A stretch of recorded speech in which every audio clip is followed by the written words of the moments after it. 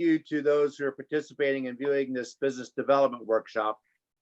With the combination of the COVID-19 and the starting of Highway 99 reconstruction project, it is more important than ever to ensure the viability and success of businesses in Live Oak. The business development workshop is here to develop a toolkit for Live Oak businesses to survive and thrive with the coming disruptions of highway construction and the changing consumer behaviors that have been shaped by the pandemic. This workshop will also provide direct technical assistance to 2 Live Oak businesses that will assist these businesses in making adjustments that will help sales per square foot during the pandemic and highway construction. As a business owner myself, I'm looking forward to the ideas and toolkit that this workshop will produce. So I know there is going to be a lot of things we have to address and obstacles in our future, and we need to see how we can turn those obstacles into something more in our favor. So at this time, I would like to introduce one of my city council colleagues, Alex Tika, and I want to tell him I appreciate you representing our city to SACOG and for spearheading this development workshop. So thank you. Go ahead, Alex. Thank you very much, Mayor Wilton. I'd just like to first explain that what SACOG is. It's mainly a transportation organization that we are in, and it's a great organization because they provide funding, not just for transportation, but they're expanding as more for a city our size. It's huge, and for us to be able to work with consultants to help us and for our local businesses facing a major highway project, and again, this project has been years in the works, and we're excited for it. But at the same time, we're going to have some, we're obviously going to have some difficulties, with the local businesses, considering, access to parking, the movement of traffic flow. But at the same time, the city is here to work with everybody as a business family. My dad's in farming, and my mom has, Billy's restaurant, which is now my office most of the time. But again, it's very important for with our council that we are working with our businesses, and this is going to be ongoing throughout the whole project and after. So this is something that we're going to continue for. And at this time, I'd like to introduce Greg Chow from SACOG. Great. Thanks, Alex. Really appreciate it. Really appreciate Live Oak hosting this event. So again, I'm with the SACOG, or the Sacramento Area Council of Governments. We're a government agency that serves 6 counties, including Yuba-Sutter County. We're a regional transportation agency, but much of our work is on how to revitalize communities. So we're sponsoring the consultant work that is being provided to the city, and I'll introduce our consultant in just a second. A couple of just housekeeping things. One is with Zoom calls, just the standard thing is just if you're not talking, if you could put yourself on mute just so that there's no extraneous noise, that'd be helpful. Second of all, there's a poll on your screen. So if you wouldn't mind taking that, we'll shut that down once Michelle gets going here in just a second. It's just a couple of quick questions about that. Just we'd always like to know what people are doing right now. Third is we're recording the set portion, the presentation portion of this event, and then the city will post it on its website just so that we can reach out to more people about what's going on with the program. And now I'd like to introduce Michelle Reeves. She's the primary contractor that SACOG is hired to assist with Live Oak. SACOG has a program to assist rural communities with economic revitalization. And this happened before the pandemic. But as the pandemic was emerging, it became very clear to our rural communities throughout the 6-county Sacramento region is that surviving COVID and in Live Oak, of course, you have the highway project. What do small businesses, how are small businesses going to survive? And what do they need to think about as a community? With Michelle's work, the reason she's our most popular consultant we have at SACOG by far, in part because her specialty is looking at things from the private sector. She comes from the private sector. She's all about what it takes for small businesses to survive and what they need to do to adapt to different situations. The Live Oak community between the highway project and then COVID, lots going on here. So with that, Michelle is and her team are from the Portland, Oregon area, but they work frequently here in this region and across the country. And in Uli's case, she works across the world on different projects. So anyway, I'll let Michelle introduce her team and take it away, Michelle. Thank you, Greg. So I wanted to introduce the two people that I'm going to be working closely with over the next few weeks while we're focusing on Live Oak, and that is Shawnette Korkel and Ulrika Pankratz. I'll start with Shawnette. She owns a company called Front Door Back, and she focuses on really all aspects of retail execution, from your building all the way inside your store. She's a lighting whiz, she's a fixture whiz, she does it all. And she works in Main Street communities all over the country. Ulrika Pankratz, go ahead and raise your hand, Uli. She is actually from Germany. She studied visual merchandising from the time I think she was 18. So she's been doing it a long time, and she actually does IKEA store openings all over the world. So we're very lucky to have her because she's supposed to be in Taiwan right now doing a store opening, and that got canceled because of coronavirus. So we're lucky to have her with us. And they are going to be also monitoring the chat. So if you go down to the bottom of your screen in the middle, there's a little chat icon. And if you click on that and have chat open during this, if we talk about something that's interesting or you want to capture something or have a question that we look at later, please do feel free to enter stuff in the chat. It's not rude in Zoom calls to chat while people are talking. So they will be monitoring the chat window. And without further ado, I am going to launch into screen share and do a little bit of a presentation. So let's hope that this works. Had a lot of buggy problems with Zoom over the last week. Okay, so my question for you guys is, hold on. Is this moving on your screens? Okay. Yes. Perfect, because sometimes when you do this in Zoom, you'll be moving along in your thing on screen share, but it's not actually moving for everyone else. So if the slides stop moving, you have to let me know. So always start with gratitude. I just want to thank the city of Live Oak, the mayor, Alex, Aaron, Greg Shue at SACOG.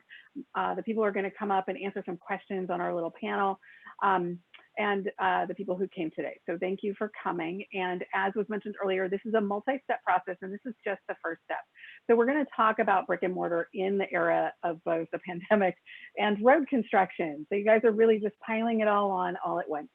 And we're going to help you guys develop a little bit of a playbook for dealing with that. And we're going to focus on some small business case studies and some direct interventions that you guys can think about on a district-wide basis. And then we're going to come back and talk about kind of a COVID and construction playbook workshop. So we'll have a bigger workshop for a wider cross-section of people to share our findings and also have kind of a large Q&A. So today is just the first step in this, and I'm going to give a little presentation.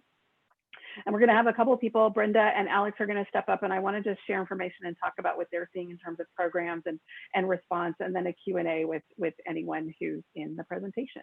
So I'm going to start with my part of the presentation, and this is what I'm going to focus on today, which you see there. And for people who, if this is their first time seeing me present, these categories always seem a little bit like Jeopardy categories, but they will make sense by the end of the presentation. So I want to start with what I call the way back machine. When the pandemic first began, the first question that I actually had was, if you went back to the 1918-1919 flu pandemic, what was going on economically? We hear a lot about the health impact. So I started doing a bunch of research, and there was this fabulous report that was put together by the Federal Reserve back in 2007, which was sort of interesting. And they were looking into that very question. And one of the things that they had in that report were they had pulled out anecdotal information from different states about the impact. And I was very struck, if you look at the screen at these newspaper clippings from Little Rock, Arkansas, from Memphis, Tennessee, you can see that the words that are used to describe the state of business at that time really literally could be taken today. Merchants in Little Rock say their business has declined 40%. Department stores saw sales plunging, and whole industries impacted. So in America, it's the meatpacking industry. At this time during the flu pandemic, like in Tennessee, it was coal mines. So I was really struck by the economic impacts seemed very similar to what we're experiencing today. So the conclusion of this report is that the pandemic lasted for about a year, and the bad news is that the economic impact pretty much lasted pretty consistently for that period of time. But it rebounded pretty quickly at the end of the pandemic, and that is definitely good news.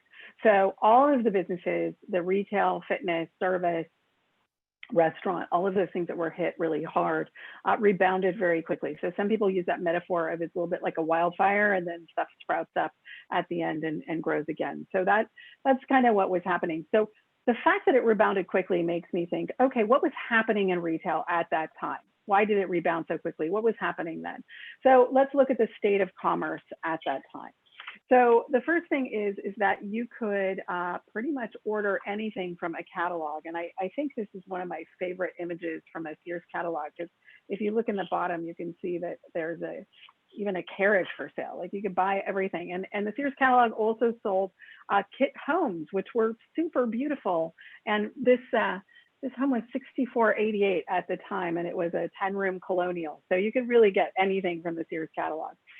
People got things delivered, and so people had regular, trusted delivery people for commodities, eggs, milk, poultry, that kind of thing. And they went into town for distinct and specific reasons. They went for great experiences, personal customer service, unique curation of products, and expertise of the people that were selling them. So those were the things that were going on in a retail economy that rebounded. So let's, get out of the Wayback Machine and triple fast forward to today. What is going on in the brick and mortar world of commerce today? So it is so similar, it's a little bit eerie. So first of all, we're in a pandemic just like they were. We have the same headlines just like they do. I mean, it's really crazy to read through the articles because they literally could be taken from today. Instead of giant catalog companies with mail order, we now have the internet, and more American consumers are deciding to get commodities delivered to their door. And they are really eschewing just driving around everywhere and being their own delivery vehicle. And where are Americans choosing to spend their in-person time? Well, before the pandemic, they were choosing to spend their in-person time more and more exactly in these same 4 reasons why they were at the turn of the century.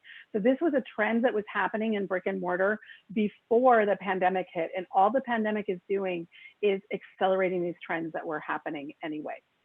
So you guys are, you're kind of in double jeopardy here, because you not only have a pandemic going on, but you also have the challenges that come with road construction happening at the same time. And so you guys are going to have to think about doubling down on a few more things in addition to, or really getting deep on a few things in order to weather the combination of these 2 events happening at the same time for about the same duration. So one of the things I want every single business to really focus on is communication, and you need to be thinking about this now. So the first family of things are really direct communication. Everyone should be building their customer list and figuring out the best way to interact with them, whether it's email, snail mail, online, or social media. You need to figure out how to directly contact your customers so that you can keep them informed about what's going on and figure out how they can access your site and how you can sell them products during rolling closures, during times when the road are closed. Those kinds of things are going to happen off and on over the next 24 months. And if you can't communicate directly with your customers, it's going to be very hard to stay in business. So I'm going to give you an example. So Square lets businesses who use Square tap into any of the email of the customers that have used the Square to send out promotions over Square. So this is an example of a bakery who was closed, but they did a Saturday bread delivery while they were closed during the right after the pandemic hit. And so they sent me this direct email through Square that said, we're selling bread, and if you order by Thursday, you can pick it up Saturday. So did I order bread? I did. Would I have ordered bread or found this if they had not sent me a direct email? Probably not in a million years. So everyone has to figure out how they can communicate directly with their customers. You need to start now gathering contact information and seeing how you can tap into existing contact information. The second thing is on-site signage. So during road construction projects, this is really important. And I know it's a piece of what you're doing with the Caltrans. I would say in general, thinking about how this signage works is not usually a super strength of state transportation agencies. So if you have a budget for on-site signage and how those things are going to work, you might want to ask them to spend a little bit of time with, you know, kind of a tactical urbanism designer to come up with a system that's fun and interesting and kind of engaging for people to have some sort of brand relationship with. So I want to share an example. So Shawnette actually shared this with me. So the three of us, Shawnette and Uli and I, everywhere we go, we're always snapping pictures of things. So this, can anybody guess, and you can throw it up in the chat, you know, what you think that this, it says open, what do you think this is for? So first of all, it's orange. So it looks like a construction sign. Does this look like a sign that is supposed to tell you that a business is open and please come in? No. Yeah. So it's actually a sign for Baja Fresh. So it's a small Mexican restaurant, and it's a sign telling you, you know, hey, we're open for business. Do you think this is effective? Do you think anyone, so it's low, nobody's noticing it. It's an orange sign. So you just kind of think it's construction. So you just tune this sign out pretty much immediately. So this is what I'm talking about, where your sign is placed, what it says. So you guys need to think about how you're creating branded exterior communications for directional signage, for opening signage, and it should be fun and interesting and have a distinct kind of design element that makes people connect with it rather than just sort of a random, just open thing sitting there on the edge. So this is a great example of bad signage, and I want to thank Shawnette for sending it over so I could use it in this presentation. So please don't do this. The other thing that I want you guys to be thinking about right now is alternative access. So you will have periods of time where parts of the road are going to be closed and access to specific businesses may be limited. So there are some specific things that we can think about with this. The first thing is mobile food. So for any of your restaurants, if access to them is closed, and you know, one of the things I would wonder is if you could buy, and I don't know if you could roll it into the road budget, but I was thinking if you guys could buy a food cart, then restaurant businesses that are actually have limited access for a couple of weeks, they could use the food cart and park it in somebody's parking lot and still sell food out of that food cart during the time where access to their business is closed. So that is a way that you can think about providing alternative access to the goods. So this is a really great example. So this is mobile food happening in a parking area for an apartment building during COVID. It can be very, very effective. The second thing I want you to think about is concierge pickup. So you might have big sections of the street that are technically accessible, but a real drag and people don't want to do it. So maybe creating a little zone at the end of that section, so anyone in that section can drop stuff off in the zone and there's an easy concierge pickup or drop off for that area. So in other words, I don't have to go access that crazy area. I can just go to the pickup and drop off and I can pick up, you know, furniture, I can pick up a takeout order, I can pick up whatever, and you have this concierge place that is really directed for easy in and out. Maybe it's on a corner, and those have distinct signage and they can move around a district as big chunks of closures move around a district. But you can kind of train people to use those and have those be a successful element of how people are handling limited access.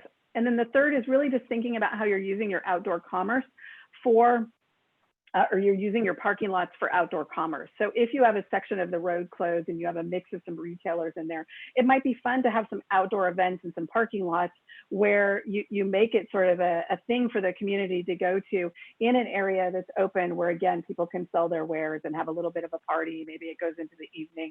So you're thinking about alternative ways to get products and services out there for people to access. So those are some of the things you're going to have to very specifically think about and plan for at the beginning of this process. And that's the quick overview of what I wanted to cover with road construction. Obviously, for any of these, I could talk about them for hours, but I'm restricting myself to just a few minutes. And everyone makes fun of me for, that means I don't usually cut content, I just talk faster. So I'm trying not to do that also. So the last thing that I want to talk about is how does all of that impact the brick and mortar environment? The brick and mortar environment are ground floor businesses that are open to the public. So these are personal services like spas and salons. They're event, venue, fitness, retail, and restaurant. That's the collection of brick and mortar businesses. They're the ones who are most impacted by things like road construction and pandemic. So this is where we see the biggest challenges. So I want to talk about what we need to be thinking for the brick and mortar world in this double whammy of COVID and construction that you're going to have in Live Oak. So the first thing is timeline. 24 months, that's what you're looking at for your road. And it's also what we're looking at for the pandemic if we don't have a cure or a pretty awesome treatment. So it's nice in some ways that those timelines dovetail, because you're going to have a lot of the same issues between construction and the pandemic. So being ready for both is going to help you be flexible during both. I really want people to think about how they're creating solutions. And you notice almost everything that I've talked about so far, it works when everything's open, and it works when you have micro closures, like there's an outbreak in a business, so a business closes, but maybe there are other ways that they can have commerce. And it also works during macro closures like we're just coming out of and that we've experienced. So we have to really think about how we're allowing commerce to happen safely through these different kinds of events. So we need flexibility. The second thing we have to do is work backwards from customers. We have to think about, what do customers want? What are they experiencing? What do they need? And we have to meet them where we are. So when we're in a period of disruption, you can't say, well, I'm really mad at my customer. I want them to come in and interact with me this way. If they're not interacting with you, you have to figure out why, and you have to figure out how to meet them where they want to be. These are some of the things that you're going to have to think about. Related to the pandemic and COVID, customers don't want to be inside. Every day we are inundated with information, pretty much sharing that if you are inside and you're doing something like eating food, or if you're at choir practice or all of these other things, these are potentially super spreader events. So we're seeing a really big downtick in customers that are willing to come into stores, and particularly older customers or customers with any sort of pre-existing condition. They don't feel comfortable spending time inside of stores. The second thing is when you have road construction projects, they're going to be annoyed with construction, particularly your locals, because they have their routes, their habits, the things they like to do. And every time there's a closure and every time something changes, they're going to be really crabby about it. So if you don't communicate really clearly and give them really awesome alternatives, that is going to bleed through to how they feel about your businesses, right? So everyone is really annoyed when this is the situation going through the middle of town. People are going to have less to spend, or they're just going to feel like they need to save because they're not sure what's going to happen during the pandemic to the economy. So we're definitely seeing people spending less right now. Poor visual experience will impact sales. That's one of the biggest challenges that we have in road construction projects, is it looks terrible. So your state highway, some of your business is just people passing through. And when it looks really bad like this, it makes everybody think that everything on the edges of the construction is also really bad. We are just hardwired to think that way as people. We make these brand associations. So if this looks bad, we think the business next to it must be bad. And so that is one of the biggest challenges that we have with road construction, is it creates a negative brand association for the adjacent businesses. Order taking and delivery of new things. This is actually an opportunity. In this economy, people are willing to get things delivered and to order things online or by the phone that they would not have done 2 months ago at all. So this is an opportunity for local business to start tapping into this customer base and figuring out how to allow for ordering and pickup and possibly delivery of things. The second great news is that people want to support local. And so Alexander and I were just talking about, and he's been actually calling North Plains, because I told him about this earlier. So the city of North Plains is a town of a couple thousand people. They actually created a program where you could get a discount on your water bill for going into local businesses. And you can get up to $50 off your water bill if you buy from these local businesses. And in the first month, this program generated about $15,000 in sales in 7 local businesses. And the thing that was most interesting that the businesses relayed is a lot of the people who came in were people who had moved to the area about 1 to 3 years ago and had never been in any of the local businesses because it was a bedroom community. So I think it's super fascinating. There is a really big drive to support local right now. So we need to give people great reasons to come in and support their local businesses.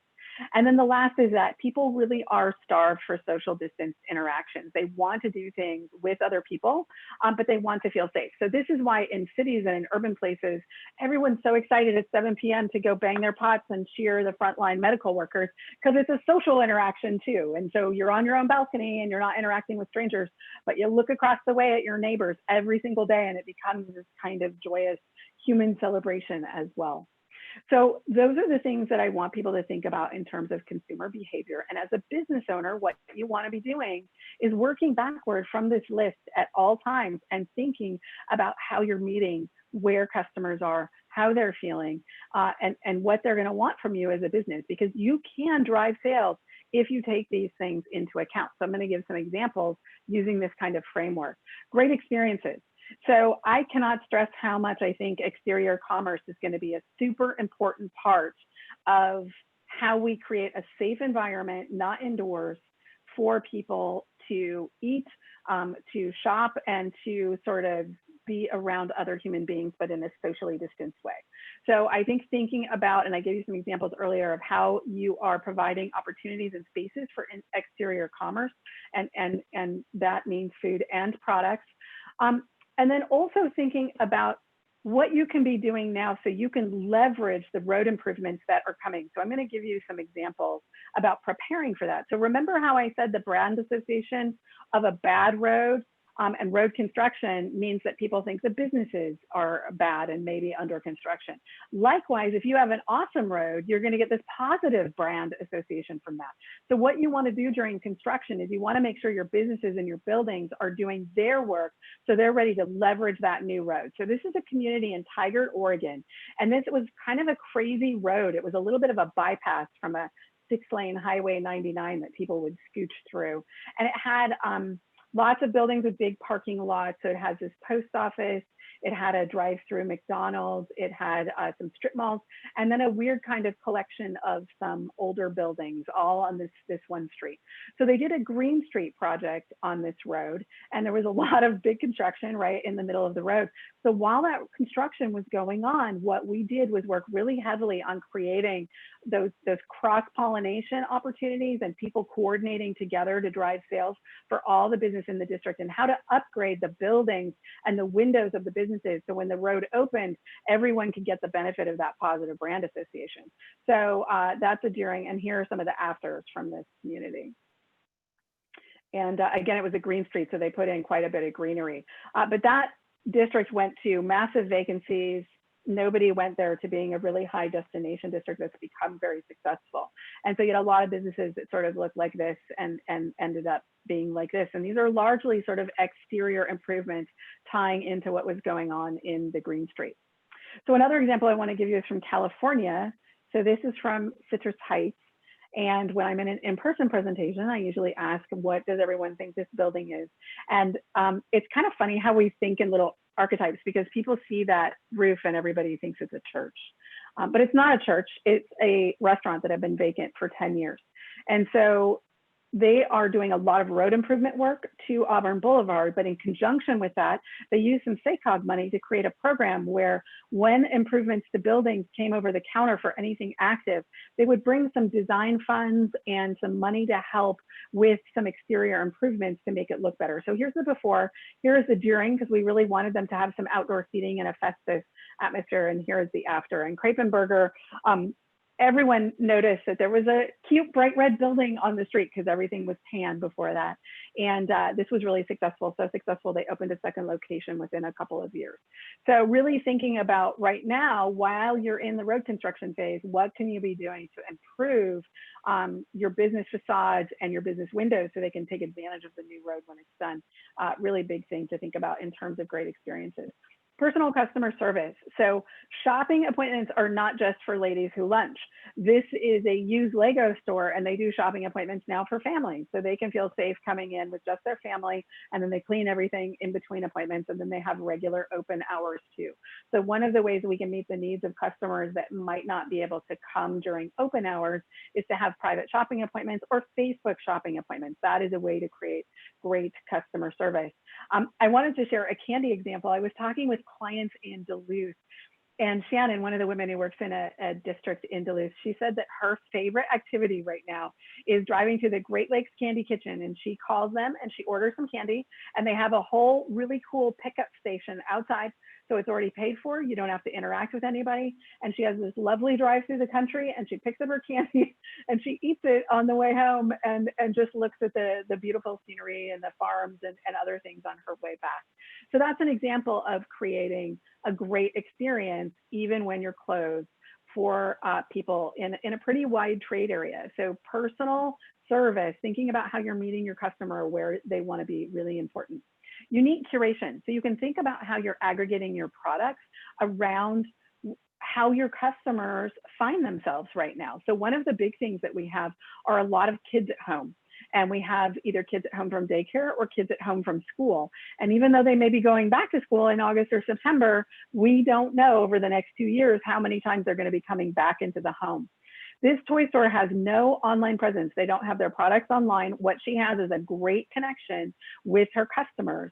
And they call her up and they say, I need educational toys and I need puzzles to keep my kids occupied for long periods of time. So she has curated products that work really well for people in the pandemic. And she is doing sales volumes that are very similar to 2019 because she really shaped her product mix around where her customers are right now. And I just want to stress, it's not all about being online. I mean, answering the phone is going to be a big part, especially in a small town, of creating those relationships with your customers, which leads me to the last thing, which is expertise. So people are going to be able, they're going to want to be able to call you on the phone and say, hey, I need a degreaser for this thing on my window, or, you know, something just crashed down in my kitchen and I need to fix something. What's the best thing that I should use? So we really need to be fostering telephone use for that customer connection. And I really want to stress just how much people have fatigue about online research for products. And so this is going to be a really important element of just retail succeeding into the future, having nothing to do with the pandemic, is small businesses have to really leverage the fact that they can help consumers make good decisions about what to purchase. So my daughter just graduated from college. I wanted to get her a very cheap version of a piano, just a piano keyboard that she could move into her first apartment. And so I just went to my local music company, because rather than spend all day reading through a million reviews, half of which I don't even know if they're real or not, I just went to people that I trusted locally. And then I ordered it and I picked it up outside and put it in the car. So thinking about how you're leveraging expertise and giving people access to you is going to be really, really important for businesses. So to be successful as businesses, you guys are going to all have to work together, public and private sector, on these things to survive over the next 2 years. So that is my part and what I wanted to talk about. And now we're going to go into talking to a couple of people. I have some questions about how things are going in Live Oak and what kind of programmatic things are happening around the region, which Brenda is going to help us with. So I am going to stop screen sharing. And now we're gonna, I'd love to ask Alexander and Brenda a few questions. And I don't know if Alexander is gonna be on video or on mute, or on video or off video. Are you there, Alexander? Or did he might have had to run to work? So I'm gonna start with Brenda and I'm gonna ask her, so Brenda, some of the first programs that came out to help small business were Triple P and the EIDL loans from the SBA. And so I'm kind of curious, how many people in Live Oak are you aware of? How do you think penetration of applications has been in Live Oak for those programs? Do you have any sense? We don't have any data broken down to the county level or local jurisdictional level at all, unfortunately. We have met with a number of businesses throughout both Yuba and Sutter County, and it feels as if there is a fairly significant number of people that have been helped by one or both of the programs. And then in addition, Sutter County had a zero interest 36-month loan program that they contributed $250,000 for as well. And we administered that and got that money out right away, actually before either the PPP or the EIDL program. The other thing that I was just going to ask, how many applications did you have for those funds? For the Sutter County program, I think the application count was somewhere around 80. Unfortunately, we were only able to fund 14. Okay. It was first come, first served based on when you got all of the required documentation in. So it was a great day in some ways, and a very rough day in others when we had to tell people they weren't, gonna get any immediate help from us. Okay. And so you were, and I interrupted you. So you were saying about some programming that may be coming up. Yeah, so there's some CARES Act money that's going to come into both counties, and there may be. We're waiting now for guidance. There may be a fair amount of money that could be granted to business. However, there's some concerns that if businesses have already received federal funding, there could be some issues with that. So stay tuned. We'll make sure and get the information out as soon as we know more and how that money can be utilized and used. It would be really great if we could put a portion of it aside with a priority for those that are being affected by the construction in Live Oak. That would be a really great a piece of it. Right, and it might be really nice if some of those can help with some of those district-wide initiatives, like a pickup and drop-off, or some infrastructure around that too, if the road widening can't contribute to that. So the last question, so those CARES Act dollars, do you have a sense of when they might, I know there's no exacts, but is that like something that's coming in a month? Is that a 4-month thing? Like, is there any idea of when it might hit range-wise? No, not really. It's one of those federal programs they roll out and you have to wait for them. I'm hopeful it is emergency COVID related, that it will be sooner rather than later. We've been waiting for the guidance for about 3 or 4 weeks now. So hopefully anytime. Okay, and then Alexandra, I was just kind of curious. So you were doing you were your own DoorDash, right? You were doing your own delivery in the restaurant. So I just would be curious to hear how that went for you. What made you do it, and how much business were you doing of delivery when you were doing that during your closure? Well, first off, when we realized that we weren't going to be able to have any indoor seating, and I spoke to my mom about delivery, that we need to do this. And actually, the funny thing was, we were planning on doing delivery, for the construction project. But of course, that we got hit and with COVID, and we realized we had to do it. And the funny thing, again, with our area, that I was looking at, okay, let's go to Uber Eats, DoorDash, let's use some of these big companies. But when I tried to apply, we weren't in the region. For some reason, pretty obvious. Live Oak wasn't in the region, that they couldn't work with us. So I'm an Uber Eats driver, but I can't have the business for Uber Eats. It's weird.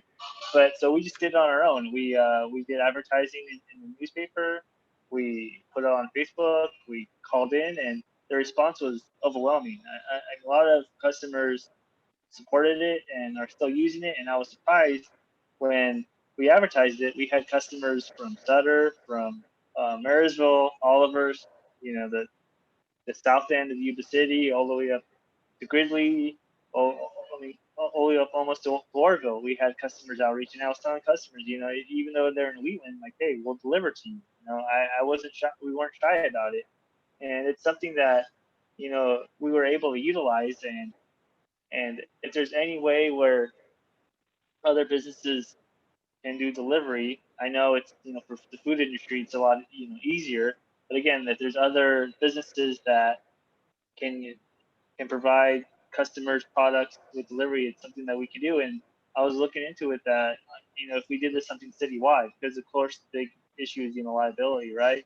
As I was speaking about with other business owners, but if the city implements something where the city can provide a delivery service, and we can divide that to if we're able to do that even to customers outside the area, this is something that it did boost business sales, and it's something that even for senior citizens, even for for a lot of those customers, that we were able to provide service for them, and we gained a lot of new customers. And some those customers are in the senior homes, they're in Unfortunately, they're not able to get out and travel. But again, that's something even with groceries. I know there's that grocery app where, people can pick up groceries, but of course, I doubt that it's going to work in Live Oak since we couldn't even get Uber Eats or DoorDash. So, I mean, if we can do that locally, we have great grocery stores here in town, and that's something that, we'll be looking at. I think that's a really important point. So a lot of people are saying, well, that means everything needs to move online. And it is not trivial to, create a full online presence if you're a grocery store or if you're a restaurant. And so it is entirely possible, just like the toy store is doing it with the phone, right? It's you have to establish a trust relationship with your customers. But I think it's possible to really focus on some limited curated things that might be online or your menus online, and then you have delivery. And I honestly think, especially during this period, for what you guys are doing and the scale of what you're doing, having something during the road closure and during the pandemic where there is some ability to do some delivery, not just of food, but also of product, could be really helpful. And it's possible. So I guess I have two questions for you. For the cost that it took you for delivery, do you think that what customers were willing to pay for delivery, did that subsidize all of your cost of delivering, about half of the cost of delivering? What was your sense of that? Well, that was the discussion if we were going to add at first, if we were going to add special price for delivery, which we didn't do. But of course, as we're realizing that, it is, at some points we were having to do 3 deliveries, and unfortunately that, it was just my brother and myself, and even my mom had to do deliveries. But again, we're realizing if we had 3 cars on the road, or if one person was constantly driving back and forth, that was going to have an added cost. But again, we looked at it where it was kind of providing the service over the cost. And I mean, I didn't mind filling up, gas in between deliveries, and even with some of the tips added up, it could it could pay for gas. But for us, the cost was minimal because we realized it was more important of providing the service. So Brenda, I'm kind of curious before you dash, what kind of district-wide initiatives are you seeing that are, kind of like broader initiatives that areas are taking on or wanting to undertake? I think we got, really full on in the throes of we're in an emergency sort of, but now I feel like places are really starting to congregate and aggregate ideas and ways of approaching things sort of on a district-wide basis. So I was just wondering, like, what are you seeing and hearing in terms of what places can be doing, not just business by business, but kind of district-wide?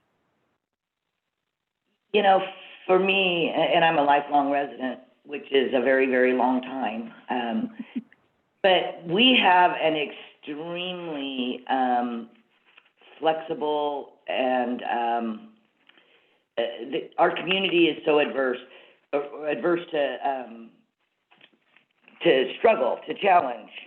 We suffer from floods, fires, dam failures, et cetera, and we are really good at adapting. And I'm seeing that business owners, both solely or, going at it alone with whatever their newest thing is, like Alex doing delivery, to restaurants starting to band together so that they can be supportive of each other and those kinds of things. So we're seeing some just kind of organic, which is not uncommon. That's pretty common for the community. But I don't know that there's necessarily any district-wide initiatives. We will be conducting on behalf of the 2 counties as well as the 4 cities some pandemic disaster response planning. And that should help us really bring people together and start having those broader, larger conversations. Okay, and then I also want to say before Brenda has to hop off that she can help businesses get access to PPE if you need it. Is that correct, Brenda? More the idle application because the PPP has to go through a financial institution. No. I'm talking about the PPE. PPE. Yeah. Yeah. So getting access to the masks, or if you're running out of hand sanitizer and can't find it, or if you need something for your little entry kiosk for customers coming in, the Brenda can help you figure out how to source some of that. And I know Rachel also was talking about. I think you guys had maybe some cleaning supplies if people were running low, because I know some of the small guys were having a hard time accessing some of those things. Right. The stuff that Rachel has is specific to Yuba County, but in both counties, we're available to help people source whatever they may be needing and where they're struggling. Okay, perfect.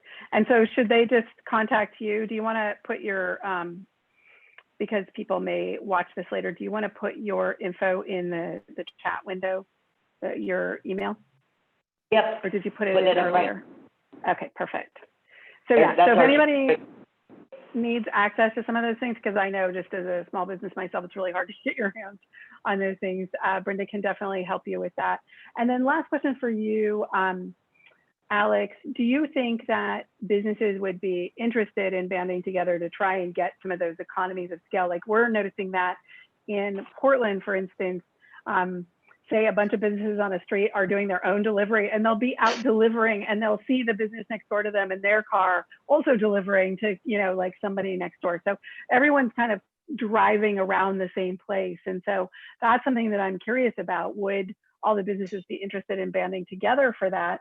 And that's also something, I don't know what kind of budget you have in your road improvement projects, but if there are things to help facilitate sales during the road improvement, you might be able to use some of those funds to help subsidize some sort of central delivery service. One of the things that I like to do is maybe check into who does courier work right now, not DoorDash but is there a courier in Yuba or Sutter County who might be interested in kind of assigning a driver to just doing Live Oak if you had a formal program, because they would have insurance, they're ready to go. It's just about, can you collect some customer funds for delivery and maybe have a little bit of funds that help to subsidize it. What I'm finding for using courier for local delivery is you can usually get customers to pay for about 30 to 50% of the cost of it.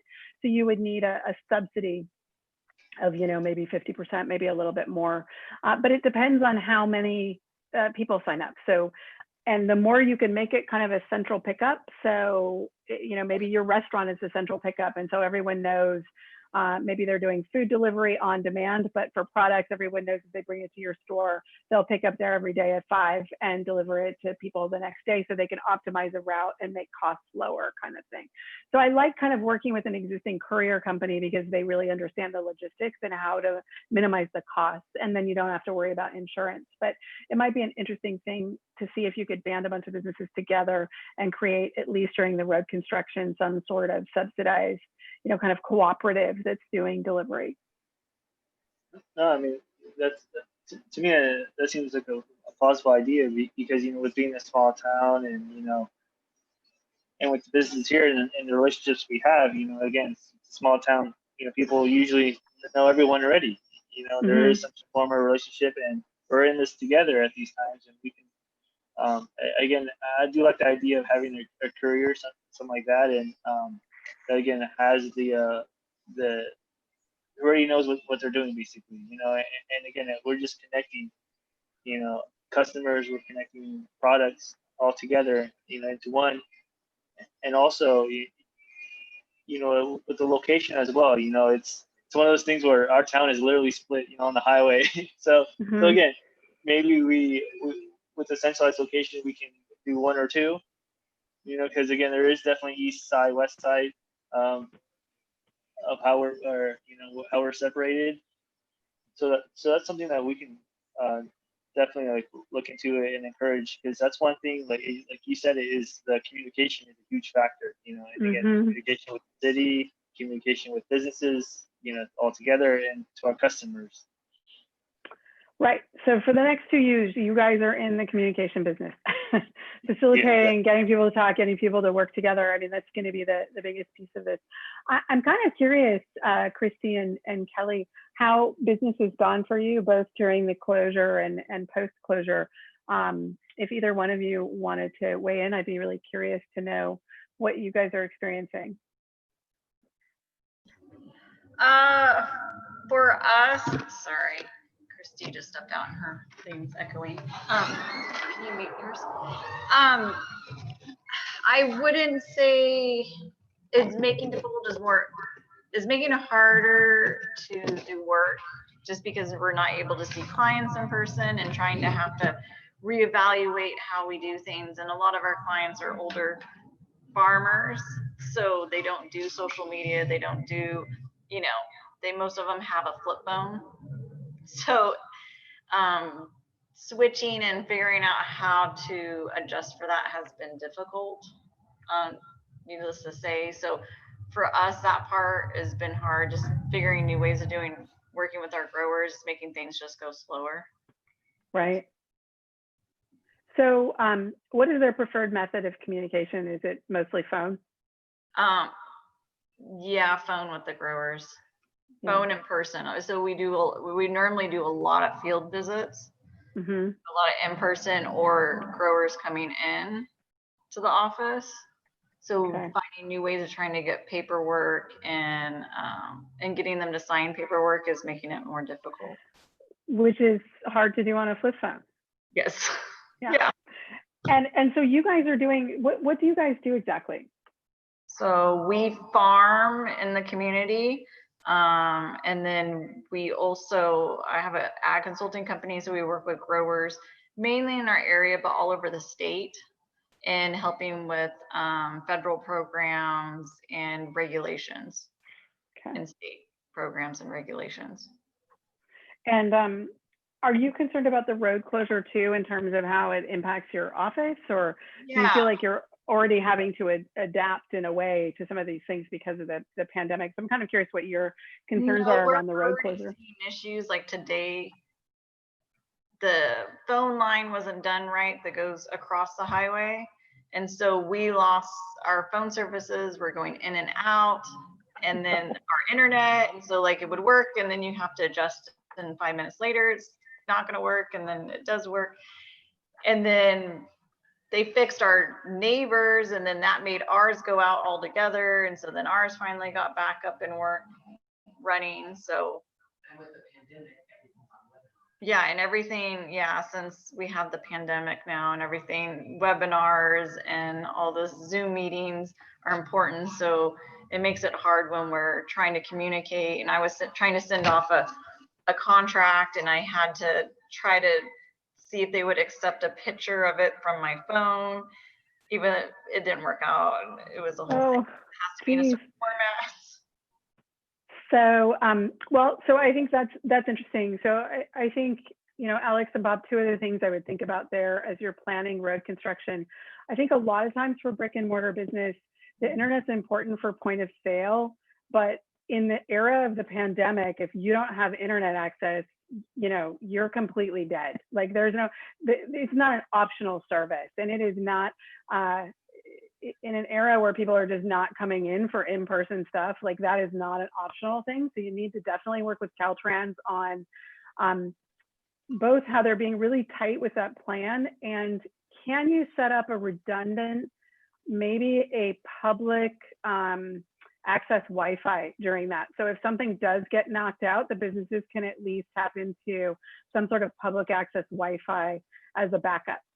And that shouldn't be, it's not a huge area. And so maybe where they're doing work, you can set up sort of a public access node during that. So there's some kind of a backup, because that's a catastrophic hit in this economy if you don't have access to your phone and or any data.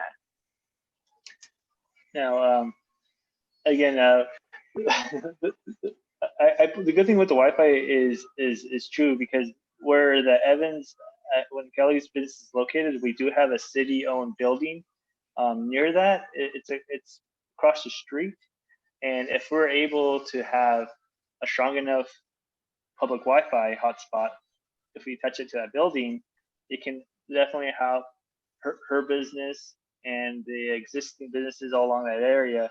And I hope, again, it's ideal where it's where her building, her office is located, and our city building is located. Again, we hope that again, even if we can attach it on that whole building, even works as well, because that's something, again, communication with Caltrans. I mean, we had some preliminary projects going on, construction with the utilities, and that was kind of like our, a smaller version of the highway project. It took, almost a full year, and there's a lot of, issues that we faced, and one of that is communication even with the contractors, and that's what I'm meeting with business owners, and that was the big issue, is that, they had to either call the city or they had to call Caltrans to talk to the contractors, when some of the contractors, all they had to do was just provide information. Hey, we're working this day. This is what we're working on.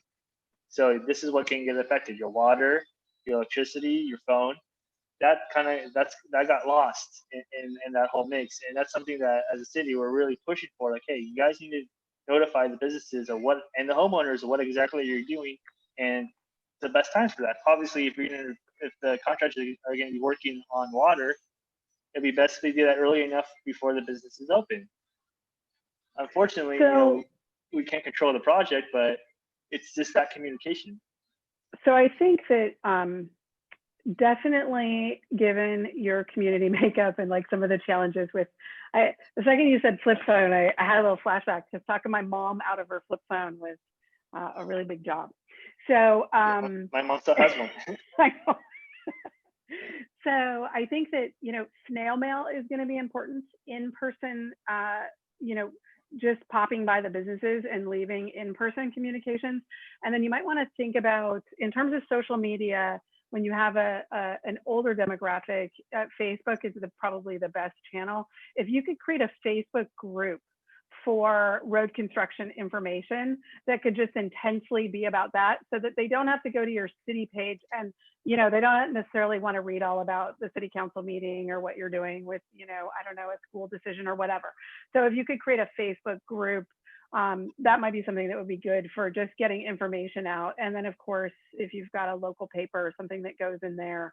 But I think, again, it's the same issue. So getting people to work together for the benefit of everybody, getting you guys to do district-wide initiatives, working together to survive the pandemic, being able to communicate with Caltrans and the subcontractors and knowing what the schedule is, moving things like your delivery area around, all those require this same kind of family of being able to communicate. So I think that if you had a Facebook group, that might work. Absolutely. Really like the idea as well. Okay. And I think that, again, it doesn't matter the size meeting. This is just the first step on a long journey of, in another couple of months, you're gonna have a lot more squares on these meetings. But what I'm always amazed by is, no matter how many squares I have in a Zoom meeting, if you get a group of people together and you're talking about what's going on, what are we gonna do, how are we gonna handle it, I learn something in every one of these meetings, every single time. So there is just, every person out there has some new idea, or they've seen something, or they've done something personally that's relevant to the group. And so we need to find easy ways for them to share that information, because none of us, in the face of both the road closure and the pandemic, I mean, I got to tell you, I do this full time for a living. I will put my head down to work on a presentation for about 6 hours, and I will come up and lift my head up, and I'll be completely behind on everything. Like, some federal program will have changed, and whether or not things can be open or closed will have changed, and whether masks are, like, it just changes all the time. So you want to really think about how you're crowdsourcing things. We need to share information now, because everyone's going to have a slice and a piece and things that they know, and it is not possible for any one person to know everything. So that's just a fundamental piece of getting through this. And in some ways, you're kind of lucky the pandemic is hitting, because it is, a lot of times with road closures, people underestimate what a big impact it's going to have. And then they don't want to get into working on it until maybe 6 months in, and they're like, oh, wow, this is bad. So the pandemic may be priming people to be more willing to jump in the early stages, because a lot of the things that you need to do for the pandemic are directly applicable also to the road closure. So it might give a sense of urgency and let you jump on it a little more quickly than some communities are able to. So I think we're kind of coming to the end of our time, and in the chat, Shawnette has gone ahead and summarized some of the things that we talked about. So Bob and Alex, you can go ahead in the chat window on the bottom there. There's a dot, dot, dot. I think usually you can they save the chat? Katie, I wasn't sure. Sometimes you Yeah, can. Sometimes, they should be able to. yeah. So I think you guys can save the chat if you would like. So you just have access to that in writing. So I don't want to close the meeting till you have a chance to do that. And thanks, Shawnette and Uli, for mirroring some of the verbal stuff back. And just, you know, last, any questions that anyone has as we kind of move forward with this process. So we're going to work with a couple of businesses. We're going to dive into the road closure plan and kind of look at some things that we would think about in terms of optimal places for pickup and drop off, or things that we think that you might be looking at in terms of exterior commerce, and maybe some recommendations on, you know, kind of signage or branding for some of this. So we'll be doing some research on that and then coming back and reporting in. But just any last questions before we head out? Again, I just want to say, you know, thank you for meeting with us and conducting this meeting. And again, it's good that, you know, it is recorded and we can come back to this. And again, you know, a lot of stuff that's been discussed. It's, you know, very important to move forward. And I'm looking, even though it's not the most ideal time, but again, I'm looking forward to it. You know, it's just like I tell people, you know, when projects happen, it's a headache and it's terrible at start, but then again, when it's all said and done, you know, it's like, oh, like it felt like it was a decade ago. But at the same time, you know, we want to make sure every business is still operating, you know, during the construction process and after. And we want them to be benefited to a nice new highway that has sidewalks, drainage, and some beautification. And again, we're here to support the businesses, and we're going to implement some new ideas that should hopefully, you know, stimulate our business and economy locally. Yeah, I want to thank you, Michelle, for a lot of great ideas here this afternoon. And Alex, all the points you brought up. I think it's a great idea to do the Facebook group under a title of road construction for all the businesses and the community. The other thing that I like is just having a reminder of all this stuff. It may be stuff we know, but just to bring it up into our face and let it sink in a little bit has been really good. The other thing is that we're always competitive, but I think this is not a time to be competitive with ourselves and our city. Like Alex was saying, it's a time to work together and try to help each other out, because we don't want any of us to fall out of the loop. We all need to be here. I know our city needs us.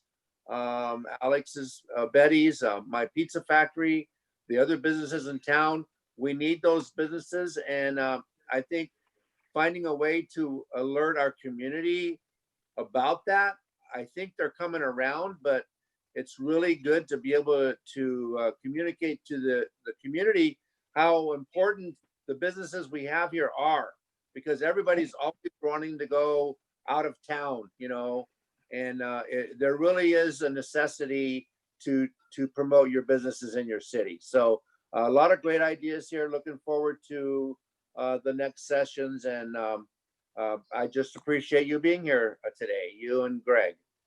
And, all right, well, thanks.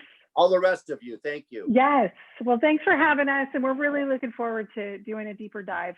And you know, we'll be in touch. So I'm going to get the intro from Alex, and we're going to start diving in with a couple of businesses. And Aaron's supposed to give me a big road dump, so I'm going to put on my engineer hat and kind of look through some of that, and we're going to see how we can marry up, you know, engineering world with retail world, and see what we can come up with for you guys.